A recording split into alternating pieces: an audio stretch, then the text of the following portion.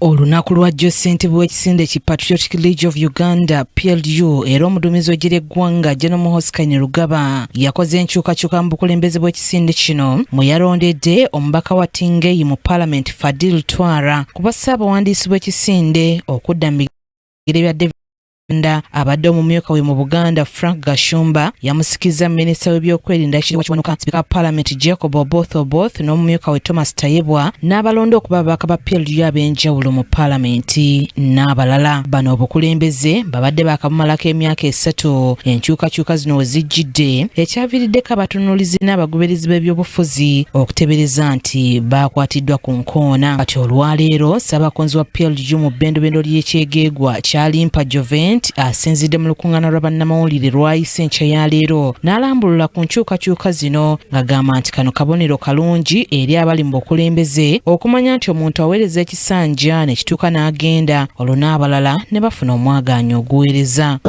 Yagizimba from various groups n'agiconsolidatinga n'agifuula PLU ng'ayambibwako banne ab'omuse of course ne General MK. Eyo achievement y'amaanyi nnyo. Teyakoma ku ekyo ne bagifunira home.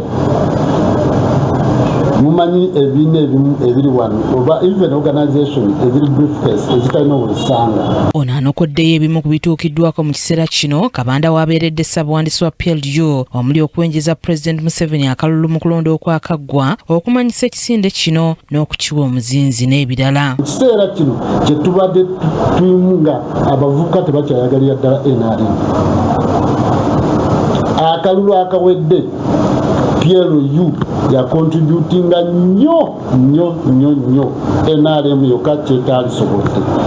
Era eyo achievement tugiwa Kabanda kubanga kyakolebwa mu regimu ye nga ye General Secretary ne ttiimu yali akolagana nayo.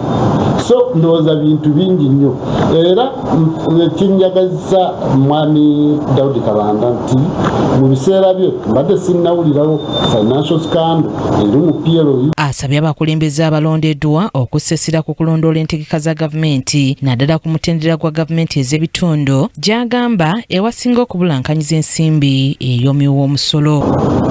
Structures across the country, monitoring government programs, very important.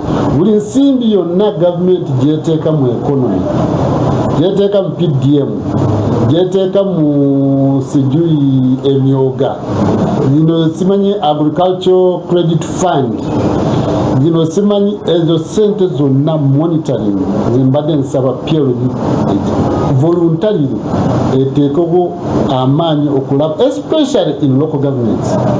Awe sente nyingi wezifiira kuba sente nyingi zigenda mu local governments, so tuteekedde oteekako amaanyi okulanga tulondoola tumonitoringa and we must put our leaders on the spot.